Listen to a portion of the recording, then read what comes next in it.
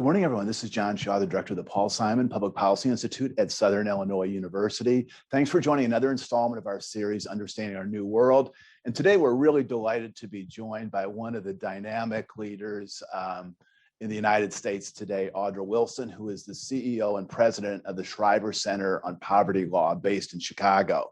Audra has a wonderfully interesting background, has done many, many interesting things in the realm of politics and public affairs.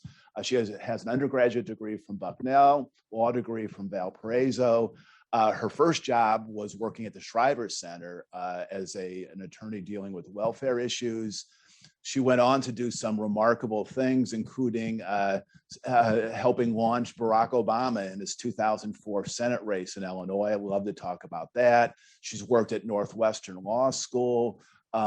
She's worked for Congresswoman Robin Kelly as her deputy chief of staff and was executive director of the Women of League Voters, then returned to the Shriver Center last year to serve as their president and CEO, and joins us today from their offices in Chicago. So Audra, thank you so much for being with us. Thanks for having me, John. Great. Well, Audra, let's talk a little bit about your background. I've seen some of your talks in which you say you're an Illinois transplant. I know your folks actually moved to the U.S. from Jamaica, as I understand it. So tell us a little bit about your early years and growing up in the U.S. Sure. So yes, I am the child of immigrants. My parents actually came to the States. They were pretty young at a time when it was a little easier for them to be able to emigrate, but for the same reason as everybody else, for more opportunities. It's interesting because my brother was actually born in Jamaica, but came very young, and I was actually born in the U.S. But I have a lot of my family that still lives in the West Indies, and as typical with Jamaicans, we end up all over the world. So being a former colony, there are many who are still in England, all over the place. And many of them actually live, believe it or not, in Florida and New York. So I'm an East Coast native because that's where, there's a lot of Jamaicans who are in the New York, New Jersey area. And then you went to undergrad at Bucknell and you studied, as I understand it, both international relations and Spanish. How did those kind of dual majors come together? So I ended up my undergraduate at Bucknell. I came from Princeton Junction, New Jersey, and it was my high school. I had this really awesome high school, and I met somebody there, giving one of those assemblies or presentations. He was a polyglot. He was flipping from language to language to language, and he worked for the UN. And I'll never forget that presentation because I knew that I wanted to be a lawyer for a long time, but listening to him and speaking languages, and I love languages anyway. I think if I had another life, I'd be a linguistics professor. But I was just so attracted to that from that presentation, I said that I wanted to work for the State Department. And I was taking French and Spanish anyway. And I said I wanted to learn as many languages as I could. And I just wanted to imitate that. So when I got to Bucknell, I chose an international relations Spanish double major. But again, because I had been taking Spanish and French as a high school student, and I minored in French. And I had every intention of working for the State Department. But, as circumstances would have it, I ended up going down a different path. And that was just by virtue of opportunities that presented themselves and things that I learned more about once I was in law school. So notwithstanding having carved my own pathway before having spoken to anyone doing that particular work, I ended up doing something entirely different. Well, you went, as I said, to Valparaiso, and then your first job was working at the Shriver, or one of your first jobs working at the Shriver Center. We'll talk more about the Shriver Center in a little bit, but tell us about your sort of kind of entree into the world of kind of public interest law. Was that just through some opportunities that sprang up as opposed to kind of a strategic plan, or? A bit. So I am, as a proud Gen Xer, I grew up watching shows like LA Law. So I'm watching this kind of family law, divorce, things like that. So when I was in high school, I said, that's what I'm going to do because, of course, it looked interesting and sexy. And that's, of course, that's what I wanted to do. I had lawyers in my family who, by the way, were doing a little bit different type of work legally, but that was my sort of attraction. Fortunately for me, though, as I was in law school and I did clinic for my first year, I worked as a legal intern with the Legal Assistance Foundation of Metropolitan Chicago. And then the second year, I was working in a clinic and just having an entirely different experience working with individuals who did not normally have access to quality representation, and seeing the breadth of cases and the work that these attorneys were doing, because there's so many issues that folks with limited income are facing, and how they interface with the law in so many different ways. And that, quite frankly, was what sort of reoriented me to doing something a bit more kind of substantial, or substantive in terms of my legal practice, and realizing that I could be a voice for those who do not have a voice as it pertains to interacting with the law and courts. And so that's how I got interested in public interest law. And also, being a public interest lawyer, anyone who is listening and had an opportunity to do public interest work, you get thrown into the fire much quicker, so I could have gone the firm route, and I have a lot of friends of mine who I certainly don't begrudge them their experience. They have a great experience, but I felt like I got to do so many different things much faster than I would have. So I just really felt like I was getting my hands wet much faster. It's difficult work, obviously, and I didn't realize just how intimately involved with my clients I would be, and feeling their kind of the pressures and their concerns, because you would be there to resolve one issue. I started off with doing unemployment insurance hearings because I was allowed to do that as a law student. But then after we'd successfully negotiate that, they'd come to me saying, well, I've got a problem with this, and I have a problem with that, and I can't get my food stamps. It was food stamps at the time, and I can't get these other things. And that's when I started realizing just, how many problems that people are challenged with, especially when they're dealing with having low incomes. And that, I think, for me, cemented the path that I was going to take. And I said, I think I'm going to stick with this for a while. Well, I can't resist asking about the 2004 campaign with State Senator Barack Obama. I mean, obviously now it seems it was all foreordained, but he was a, state senator, faced a tough primary, was far from certain that he was going to win the primary. Tell us how you look back on that journey. I mean, from, pre-Boston, after Boston, pre-primary, after primary. Tell us about that. So I would not have had the opportunity to work with who we used to call Barack, President Obama. But, those of us in Illinois, especially close to him, just fondly call him Barack. But I wouldn't have had the chance to work with him had it not been for my experience at the Shriver Center. Many of the attorneys at the Shriver Center actually drafted a lot of his signature legislation when he was in the state Senate. So being a new attorney at the Shriver Center, that's how I got a chance to meet him. And he was certainly a very impressive state senator, but, I didn't know that much about him beyond just the work that we had done. But I did, however, follow him when he ran for Congress, because it was a very contentious race. And there were aspects of the race that I just didn't like the dynamics of it. And I said, when I heard he was running for U.S. Senate, I said, I'd love to be able to help you. Keep in mind, I had never, ever worked on a campaign before, never. But I figured he'd have minions of lawyers writing white papers and doing other things like that. So I said, hey, I'll volunteer. And you know all my colleagues, and my boss. So I volunteered. He was excited. He said, that's great. I'd love to have you. But then this is right in the beginning of the Iraq War. And he was speaking out about the Iraq War. So he went offline for a minute, and I hadn't heard from him in weeks. So periodically I'd poke and send a message saying, hey, don't forget, happy to help you volunteer for you. He brought me to a restaurant somewhere on the west side of Chicago, and he bought me a Coke. I'll never forget this.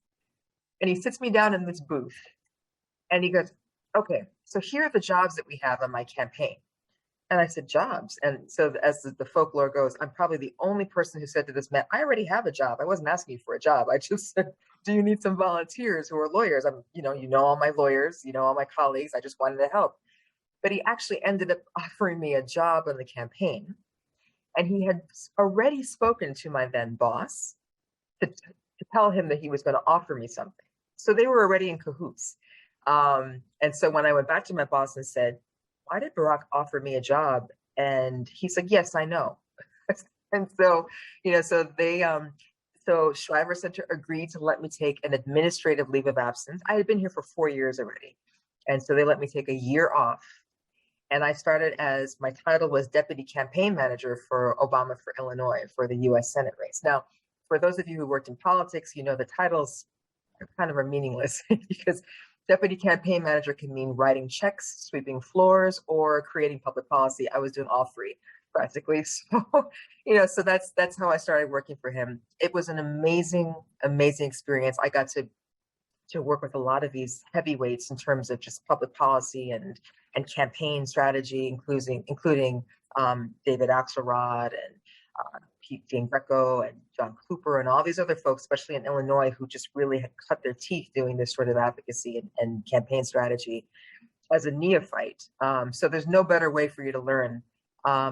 And I eventually became the Deputy Press and Policy Director, and that was my eventual title. And I tell people it's like starting school in the fourth grade. It's all the foundation that you would expect to have from those first 4 years, including kindergarten, you don't. You have to just jump in there, and the trajectory is very steep. But fortunately for me, I'm a pretty quick study, and I had no choice, quite frankly. If I was going to do this, I had to learn quickly. I was fortunate to be a delegate, though, an official delegate for the 2004 campaign, or for the DNC. And so I went both as a staffer and as a delegate. And that was my first convention. And I have to tell people, I got to see firsthand the red state, blue state, the very famous now red state, blue state convention speech. And for those of us who were staffers, especially those of us who were on very early, I was the third person hired on the campaign. We looked at each other and we had chills. Because when we saw the reaction of the crowd, and if you haven't been to a convention, it's very kind of orchestrated. They'll tell you when to raise a sign, when to cheer, when to whatever. But this was very different. It was organic. It just, people were reacting to it. And everyone's cheering around us because we had a very star-studded political delegation that came with us to the convention. But we knew at that moment that he was destined for greatness. I wouldn't go so far as to say I knew at that moment it was president, but I knew that the possibilities were limitless at this point. And he had only just won the primary.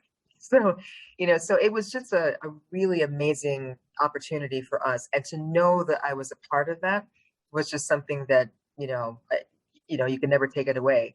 And just my affiliation with working on the campaign, even though I chose not to work on the Hill at that moment, because again, I was a practicing attorney. I wasn't going to start over as a legislative correspondent necessarily, but we had a long talk, Barack and I, and he's just like, you have nothing to prove. I will support you, whatever you decide to do. And when I sort of felt like I had his blessing, I knew that I missed my public interest roots and the advocacy, but I had this nice connection.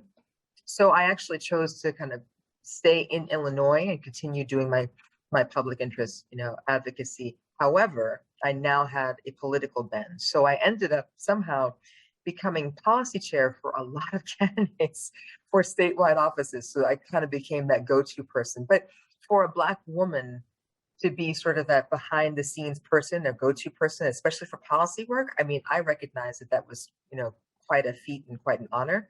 So I was perfectly okay being the go-to one, and I was okay with not having made the decision to go to DC, because I felt like I could now do a lot more in the role that I now served, kind of informally. This was not my day job, but so I have been the campaign advisor or the policy advisor to several different folks running for office, probably from the campaign up until, quite frankly, very recently. Actually, no, very, very recently, I've been asked again to do it. So I'm just so grateful for the opportunity. Well, tell us about your time at Northwestern University, the law school, because I know you had some really important jobs there. How did that fit into your career journey? Northwestern's interesting because I tell everybody, especially law students, folks who are just getting out of school, I said, I am the embodiment of everything you can do with your law degree except for actually practice. And I did practice for a minute too, but every opportunity I've had has been as a consequence of what I was doing before, and doors opened up. And Northwestern was no different, because I was going back into public policy and interestingly, I was speaking at a conference, and someone who was at Northwestern in a position, it was a former director of diversity, education, and outreach, had reached out to me about this particular position, which was what I thought at the time was a complete deviation from anything that I had done. But I said, well, let me check this out. Let me look into it. And it was very interesting because it was an opportunity for me to be able to work at a director level to get as many, law students of color into law school, and help them to navigate their way through law school and support them.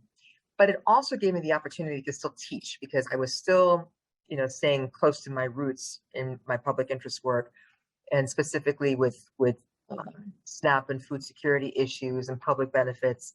So I also had the opportunity to be able to teach an introduction to poverty law class, which is a history of social welfare programs and how our attitudes towards the poor affect contemporary social welfare policy.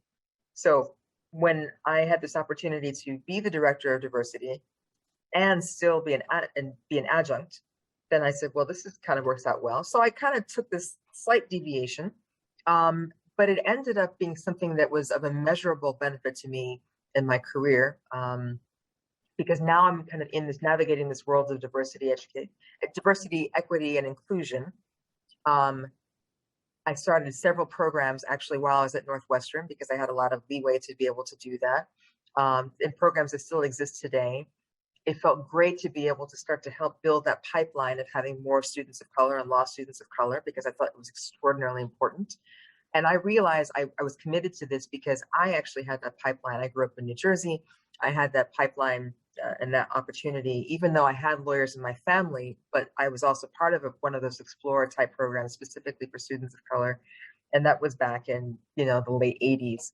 So just to be a part of that was a great thing, and to know that I could build and to do more. And so I'm really proud of the legacy that I left with that. And I'm glad that I did that, because those skills, especially in DEI work, have actually helped me when I moved back into kind of government and public policy, because I've been able to apply those in subsequent positions, and even right now in my current position back at the Shriver Center.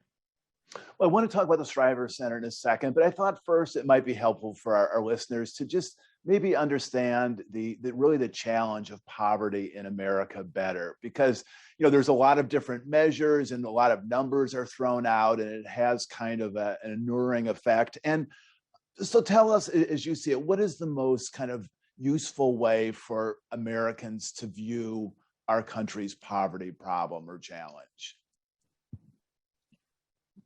I think the hardest thing for a lot of people to grasp as it pertains to poverty in America is that it is in such stark contrast to our image of this nation that is so prosperous. We are one of the wealthiest nations, in the world.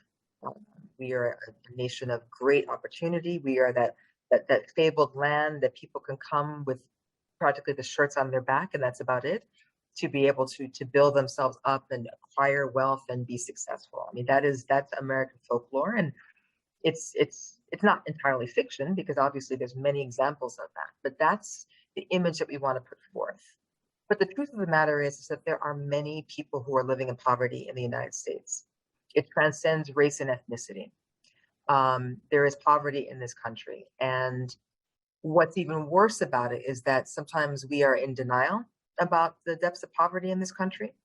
It is in such stark contrast to the fable that we put forward, the folklore about just pulling yourself up by your bootstraps and being able to make it here.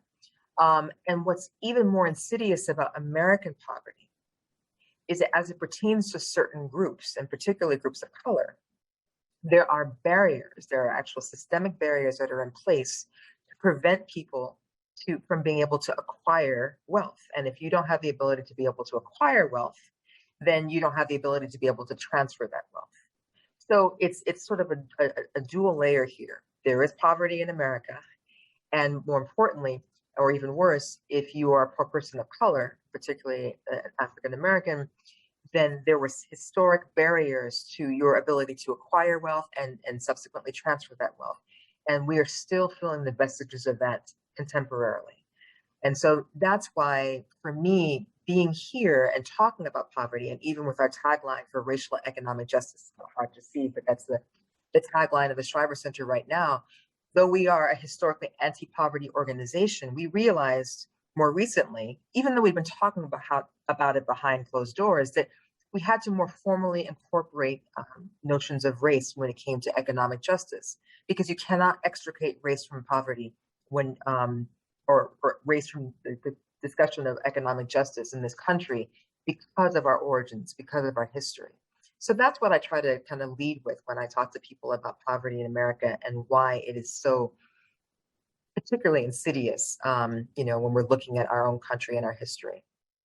I mean, to put some parameters around it, I was looking at a study by the Urban Institute, which estimated the poverty rate in the United States is something like 14%, which is basically 1 in 7 Americans. And they broke it out. They said, 18% for African Americans, 22% for Hispanics, less than 10% for whites. And the overall number, I know it's disputed by exactly how you measure it, but some have, I think you at one in a talk said it was something like 65 million people could be considered in poverty. But I want to read a couple sentences of a gentleman who's written quite a bit. I'm sure you've heard of Mark Rank, who wrote a book called Poorly Understood: What America Gets Wrong About Poverty. I want to read a couple sentences because it tracks a lot of the things I've heard you say. So Rank says, within the United States, we tend to view poverty as an issue of them rather than us. Those in poverty are seen as strangers to mainstream America, people of color, falling outside acceptable behavior, and as such to be scorned and stigmatized. Yet it turns out the vast majority of Americans will experience at least 1 year below the poverty line. Poverty touches all races, all regions of the country, and all age groups. Very few of us are immune from the reach of poverty at some point. This understanding can shift our perceptions of the poor. Yeah. Develop, and I know you have a wonderful talk about the whole kind of bootstraps narrative in which we tend to sort of, it's been associated, poor people with, poor character or not working hard enough. So expand on those themes, as you will. Sure. So what he describes is 1,000% correct. That is, and it's funny because in my conversations and when I'm teaching class, I call it not as eloquent as he does, but sort of the we, they dichotomy. There's us and it's them, and it's the them because they're so different from us. It is poor decisions, not even circumstance. It has to be some sort of moral failing or poor decisions. But that notion, though, that there is something that they are doing, that's nothing new. And that we-they dichotomy has been in place for generations, and has underscored a lot of our treatment towards poor people. So think even in terms of those who qualify to be able to get public benefits. We made categories of people who are aged. It was the aged, the blind, disabled. We basically said, here are some categories that we'll carve out for people that we say, because of certain circumstances, we can excuse their inability to be able to take care of themselves. But everybody else, you're on your own. But the truth of the matter is, it does not take into consideration a whole host of other circumstances that might cause people to be living in poverty. And we know in America that poverty, again, is very much tied to our history of racial subjugation. So I understand it completely.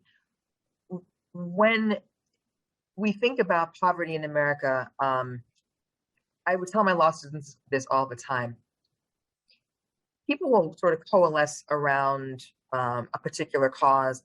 If it's something that's impacting women disproportionately, then you'll see women of a certain group or whomever coalescing to advocate, against something or in favor of something. If it's hitting some other discrete sort of group, you'll see the group coalesce around whatever that unites them, and then they will advocate for something. But people don't want to coalesce around being poor, about not having a lot of money. Although the irony of that is that the ability to be able to influence or wield influence to say that, hey, irrespective of our differences, in terms of race or gender or national origin, all of us are struggling in this moment due to circumstances possibly beyond our control. What a formidable force we would be if we were to coalesce around that and make demands of our elected officials, irrespective of political affiliation, to say that, no, Your citizens should not have to live this way. Your citizens should not have to endure certain things. Let's coalesce and be that way. But we never do that. We don't coalesce around being poor. For us, it's like a scarlet letter, and we don't want it to be part of that. So you'll read a lot of different books. I remember early on, I would have my students read Nickel and Dime by Barbara Ehrenreich. How you'd have people, especially white poor people, who would almost be proud of the fact, like, I'm living hand to mouth. I don't have health insurance. I don't have this. I don't have that, but I'm not getting any welfare. And they were proud of the fact that they weren't, going to an aid office and collecting a check, because that's, again, unfortunately, the very negative tropes that we have out there. And I would read this and thinking to myself, so let me get this straight. So you're struggling, you're living hand to mouth, you have no health insurance, you're living check to check, you were just moments away from just being on the brink of just everything terrible.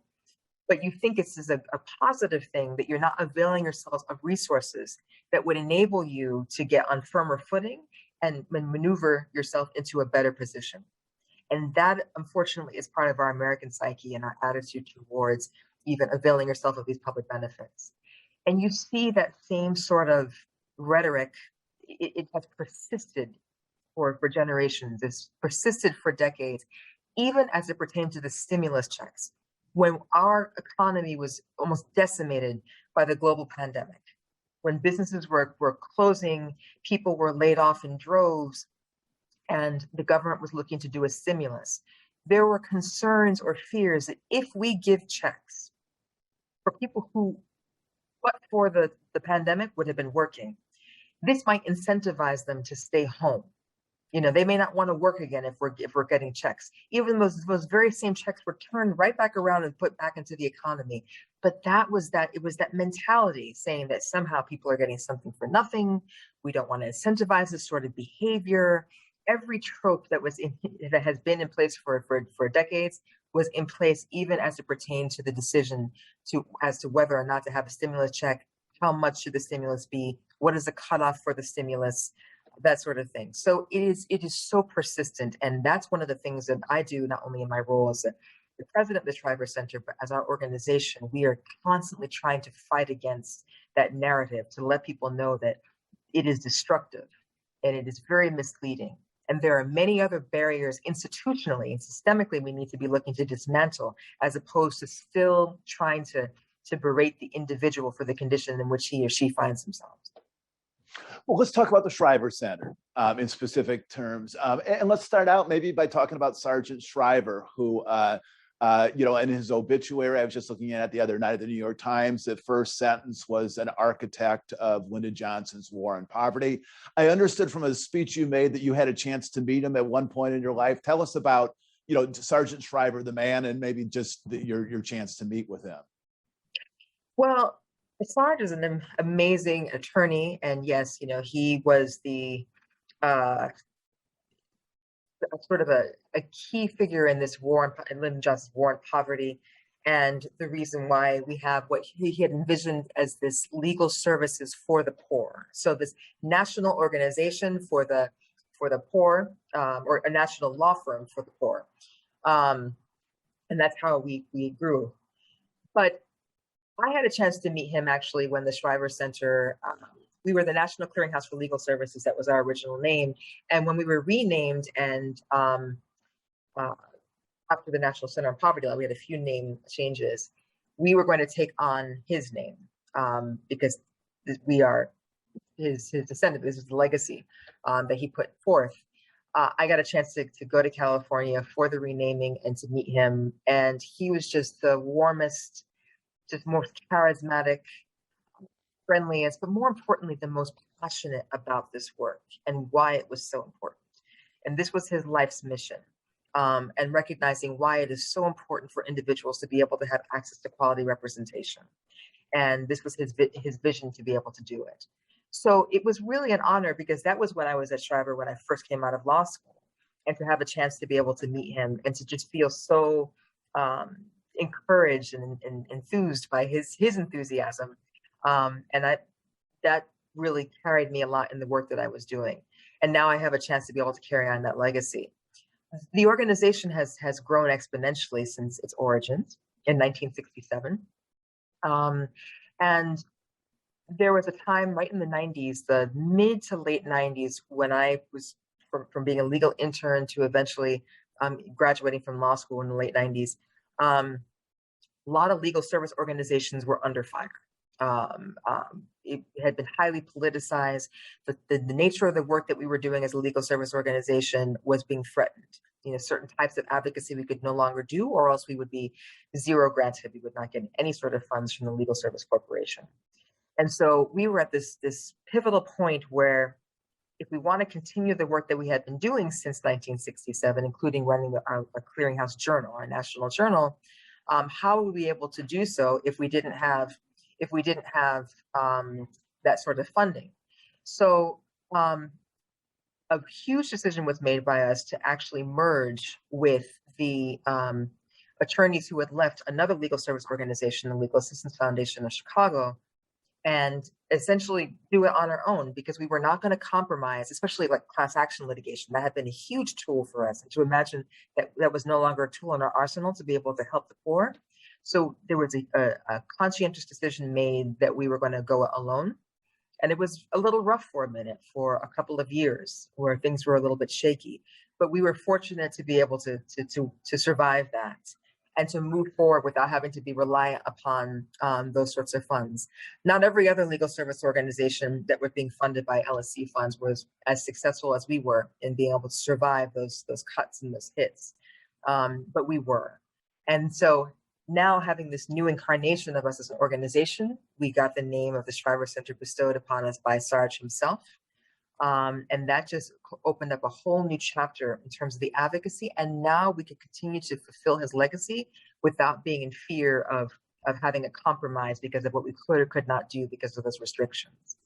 I want to read a couple sentences from your mission statement and have you maybe develop that. You say, our mission, the Shreiber Center on Poverty Law provides national leadership in advancing laws and policies that secure justice to improve the lives and opportunities of people living in poverty. Our vision is a nation free from poverty with justice, equality, and opportunity for all. How does your work, how is it animated by that mission? So it's a very ambitious mission, but we do it in multiple ways.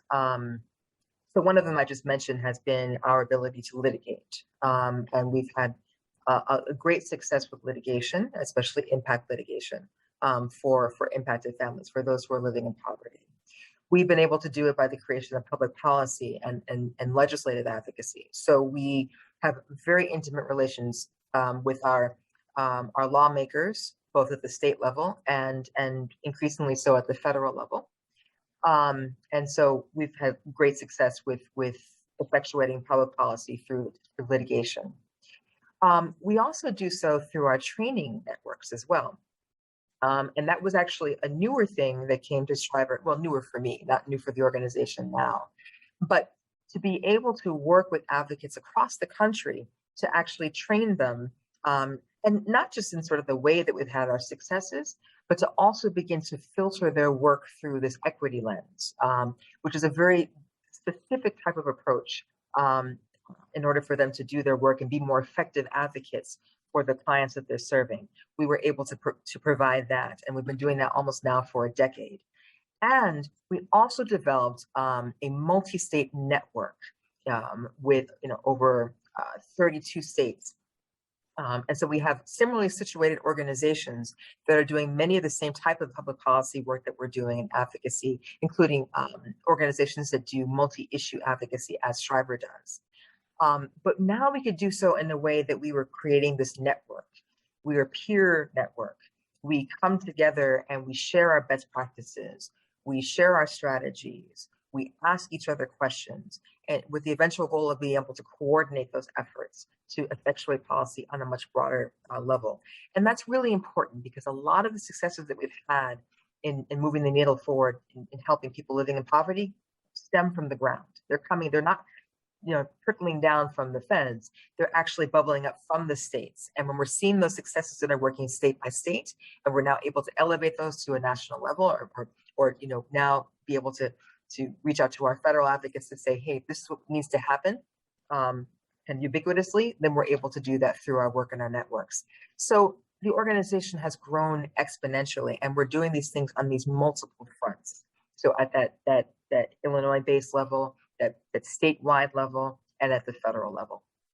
I want to read another statement, and it connects to something you talked about earlier. You say, we forcefully address the most salient feature of poverty in America, race.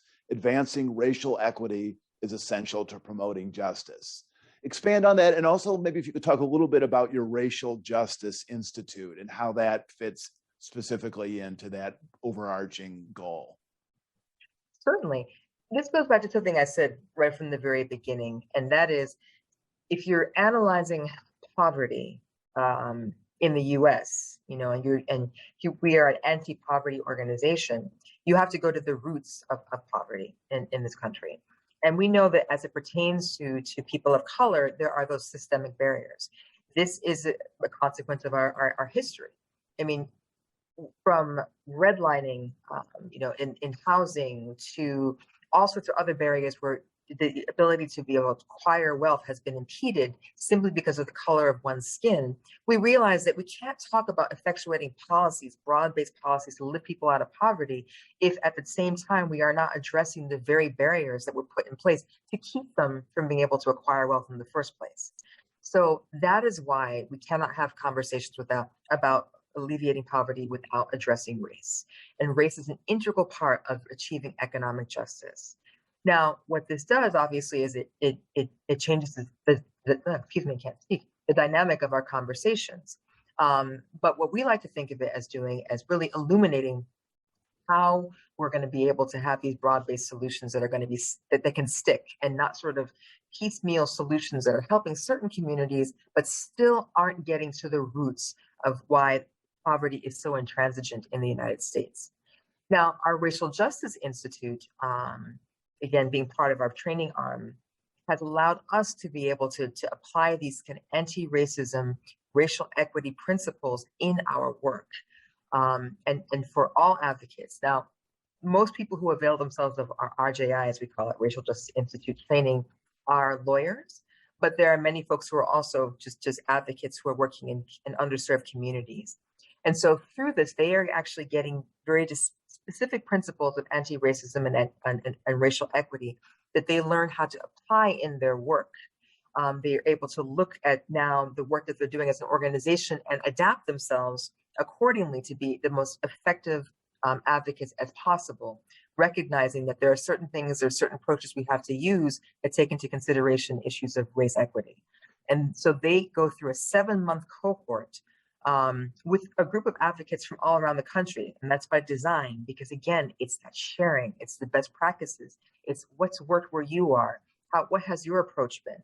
But we more formalize this, and then we teach them specific principles and give them a lot of ammunition basically to be able to now be the best advocates they can. We've had well over 300 people who graduated from the Racial Justice Institute. And go figure, though we've had our classes growing year by year, last year, in the wake of the murder of George Floyd and the spate of violence against Black bodies, and this period of racial reckoning, or yet another period of racial reckoning, which we found ourselves, the demands for the training that we do grew exponentially.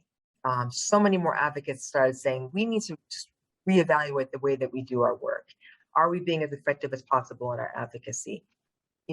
Are we applying these anti-racist principles in our work? And just looking at themselves more critically. Last year was a period of introspection for a lot of organizations, including Shriver. And for these organizations that said, we need to probably retool the way that we do our work, they came to us for that training. So we've had this unexpected, wonderful benefit of now people really demanding this kind of anti-racism, racial equity principles or that they are learning, so that they'll be able to apply in their work. And that's what RJI does, and it does amazingly well. Well, let's talk for a couple of minutes about the current moment we're in. As you've talked eloquently about how COVID has exposed just some of the racial unfairnesses and systemic problems in a really profound way. That's been huge. Obviously, we have a new administration that for the last 6 months has been pushing, sweeping emergency legislation that has also had some important components. I know many of which you think should be made permanent rather than temporary. So where are we right now? I mean, in terms of how we've emerged through COVID and how these rescue packages are perhaps creating some new policies that might address some of these problems. I would tell anyone who is listening to us right now, something that I would love for you to carry from this conversation. As it pertains to the advocacy to help lift people out of poverty, remind people that in our realm, in our space, we never want to go back to normal. That's one place where I've sort of informally banished the word normal from our vocabulary, because there was nothing normal about individuals who we lauded as these essential workers, the folks who were the backbone of the US, the people who allowed us, myself included, to be able to work from home, to be able to get groceries without having to leave my house, who were still picking up the garbage and cleaning buildings and taking care of all the things, because life still went on while the vast majority of us were still at home. These individuals that we call essential were always the people who were living in the shadows. These were folks who, before the Affordable Care Act, oftentimes had no quality health insurance, had no access to quality health insurance. They had no paid sick leave. Okay, they had very limited time off. They had no ability to be able to pay for childcare because they didn't have those sorts of subsidies. They were struggling just to be able to get into the office, to be able to work, into the office, but to wherever their workplaces were, to be able to work. And they did not have the benefits that many of us are fortunate to be able to have, that allow us to be able to work and to take the time off if we're sick. So I always found it very distasteful when we talk about, praising our essential workers. I'm like, well, if they were so essential, and by the way, they were essential prior to COVID, then what are we going to do to actually show that we recognize, that they were in dangerous situations, that they were in close proximity, that they didn't have the personal protective equipment to keep them safe from the virus. And yet they were forced to be out there and working. Now is an opportunity that we've exposed just the challenges that they've had as low-wage workers. Now is an opportunity for us to really move that needle forward, to make sure that they're never in peril as they were, and many of them continue to be, quite frankly, as they were during COVID. And so that's why I say we have to move away from wanting things to be normal. This is a unique opportunity, but a very limited opportunity to move the needle forward. So the provisions that came through the American Rescue Plan, many of which I have advocated, and not just me, many advocates across the country have pushed to make these permanent. These will be game changers in terms of not only lifting people out of poverty, but making sure that they're remaining safe. So expanding the child tax credit is going to be a huge thing to lift children out of poverty. States and municipalities are pushing hard to make sure that they have paid sick time, which we know is a public health issue as well, because we certainly don't want people who are sick to be going to work, and we certainly don't want sick people to go back and infect their families. We know that just being able to give some basic income supports can be of immeasurable help to families, for families and then for workers to be able to stay employed. We know that things like the guaranteed income, which is a pilot that has been implemented across the country, and to guarantee at least, let's say, a minimum of $500 for families. Study after study has shown that people are investing this wisely. They're investing it in ways to help them be able to go back to work, and they're using it, it most prudently. And so many different examples that we've seen now as a consequence of the pandemic and how people have adapted that we can put in place to be able to help individuals be able to support themselves and support their families. Now, what you're also seeing when you hear about people not wanting to return to work, and we pounce all over that, saying, remember, the very people that aren't wanting to return to work are some of the very same people, again, who are living in the shadows, who are toiling at a federal minimum wage that hasn't moved in decades. Individuals who did not have the benefit of these sort of protections and did not have the paid time off. And, these are individuals who, quite frankly, are using this moment to let their voices be heard and use this as leverage, saying, wait a minute, I'm not going to subject myself to these same conditions that may have gotten people around me sick, my family sick, endangered me, and I still could barely make enough money to feed my family. So this is another moment for them too, to use this moment as leverage to move things forward and to demand better conditions for themselves. But the window is going to shrink, and it has already begun to shrink. So that's why, as advocates, we need to move quickly. And that's why the narrative still has to be as such, to say that we cannot go back to normal, because normal was never good enough for the vast majority of Americans who are living at or below or slightly above poverty. I saw you in one of your talks say that we need to be very realistic as we approach this problem, but also very hopeful and optimistic. I mean, that is sort of a force multiplier. I guess that's a cliche. But so, what is your most hopeful scenario for how we can build off of this experience to move forward? So my most hopeful scenario is similar to what I had just mentioned. That is making a lot of these very generous and very necessary provisions permanent, so that in our American Rescue Plan, I think that's going to be a very, very important first step. I think really having a meaningful conversation about minimum wage and guaranteed income is going to be another very important step moving forward, and recognizing that we can't allow people to be living hand to mouth as they have been. And it is not a tenable situation for someone to be working 40 hours a week and still not able to support themselves or their families, because these have residual impacts. It's not even just about the individual. This is about the individual in the communities in which they live. This has impacts on our children. I mean, there are many residual impacts for people who are living hand to mouth. But we have a unique opportunity now to be able to move the needle forward and to be able to make these provisions, and they will have a very positive benefit on our economy as well. So I really enjoy the conversations that we're having right now, and I'm optimistic about them. But I am cautiously optimistic because I do recognize that there are some countervailing forces, or people who just want to sort of shut the door on this very dark chapter that we've had over the last year and a half.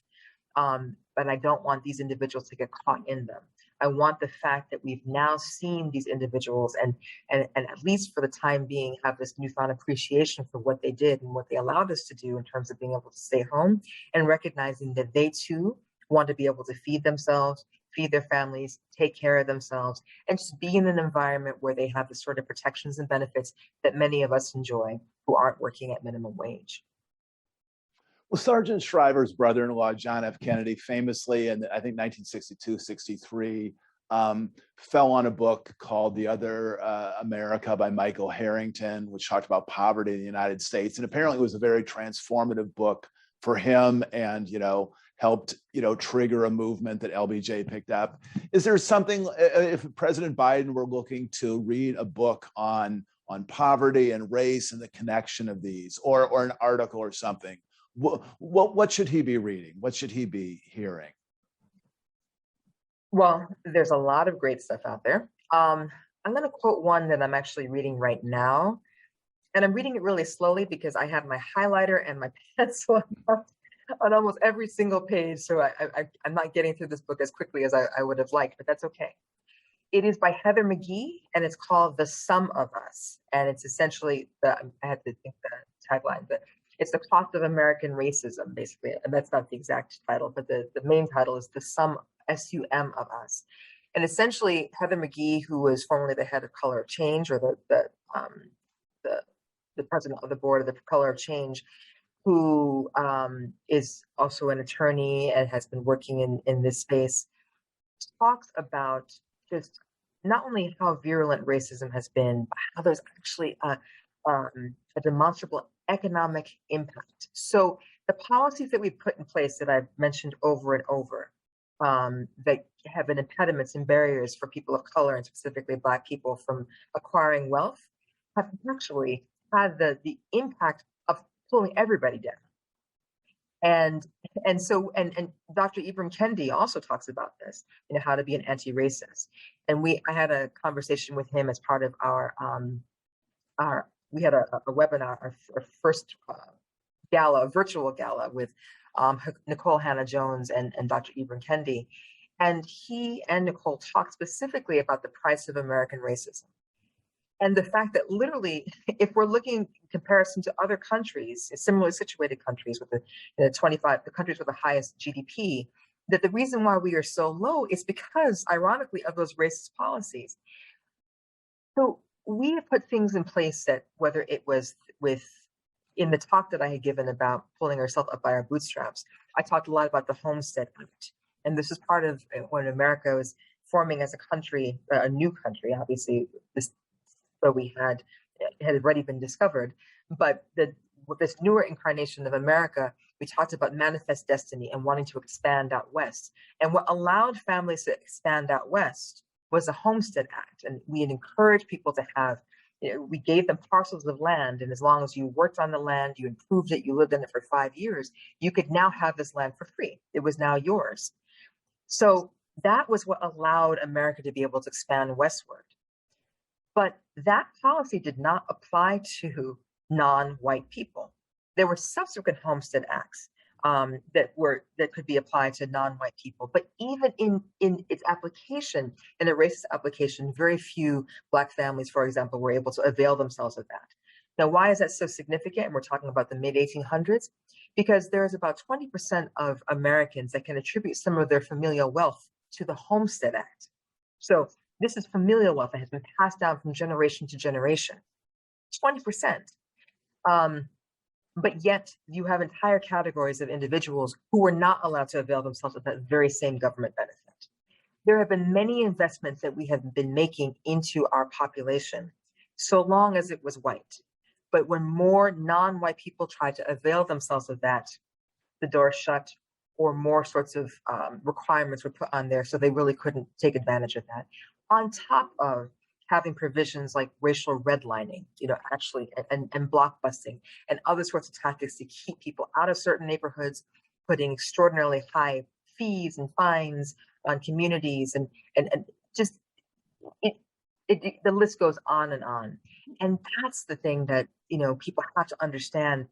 What keeps us all down as a country, even the institution of slavery, and actually Heather McGee talks about this in this book, that she mentions there was interestingly, a white supremacist at the time who lived in the South, who talked about why slavery was not beneficial to white people. Because even for slave owners, these were land-owning, wealthy white people. These weren't for poor whites.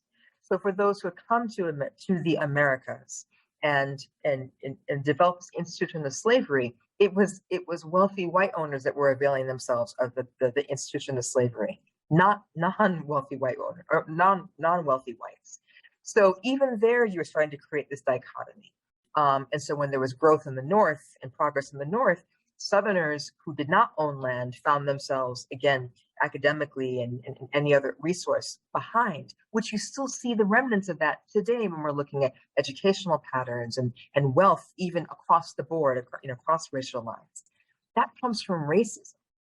And so that's why, I'm reading this and I'm just like, I've known this, but just to have it sort of put together like that there is a cost to every single American, white or non-white, to American racism. And if people were to think of it more in terms of that and saying, why should I care? Why don't I just worry about my little piece? To think that we're all being brought down by that. So that's why it behooves everybody to dismantle, these systems and the remnants of these systems, the vestiges of these systems, and to really attack them at their core, to lift all of us up. And that's that proverbial, the rising tide lifts all boats. But in this situation, it really can. But that requires a lot of very difficult conversations. It requires an acknowledgement that, unfortunately, in this climate, a lot of people don't want to make. It requires them to acknowledge the fact that, yes, we've been the beneficiaries of a system that we did not inherit, but, we are the economic beneficiaries. But in order for us to really even to go even higher, we have to acknowledge that there is racism in our roots, and we have to go to the core to be able to dismantle that.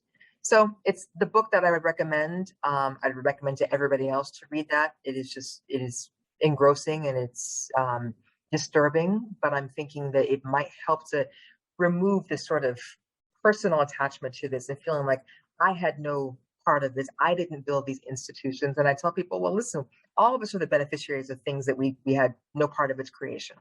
I had nothing to do with $1 trillion deficit when I was born, but that's what I inherited. We've all inherited things that, we weren't a part of, but we still need to be a part of that solution.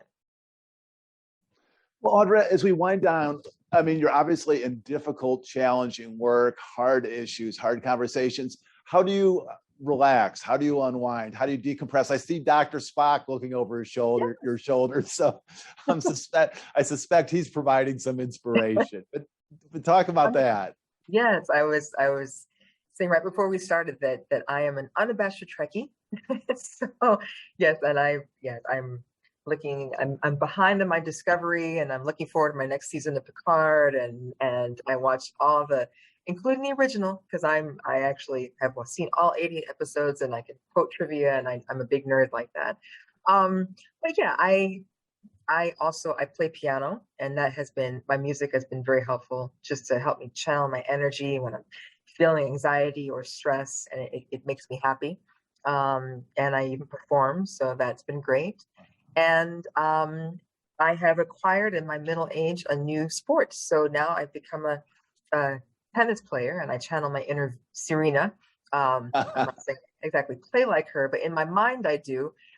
So I started playing tennis a few years ago, and I love it. And I'm actually on a team, and I derive some pleasure from that. But I'm also a mom, and so I have a 12-year-old daughter who she and I go on our exciting adventures whenever we can, and exploring museums and doing fun stuff. And so she keeps me active and engaged as well. So that's how I try to mix it up a little bit. I have to mention what we had a conversation a couple months ago with Admiral Michelle Howard, who was the highest ranking African-American in the history of the Navy, highest ranking woman in the history of the Navy. And she mentioned that she's also a Trekkie, that she, that was the show her mom watched her. And she even recounted a story that apparently Martin Luther King had become very caught up in the show, and also Uhura, that became sort of a role model for an awful lot of young African-American women, and actually young people.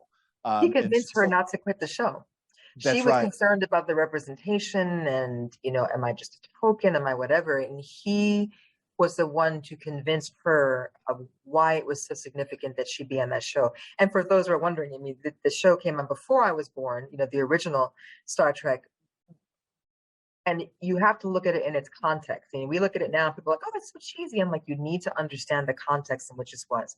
This was a show that talked about war. It talked about Cold War. It talked about racism. And you could do all of this under this umbrella of, being, this is sci-fi and things that are happening extraterrestrially, but they were social commentaries. And so it was so significant that she was in the show, to have Asian representation, to have African-American representation, to have women in roles of authority. It was groundbreaking.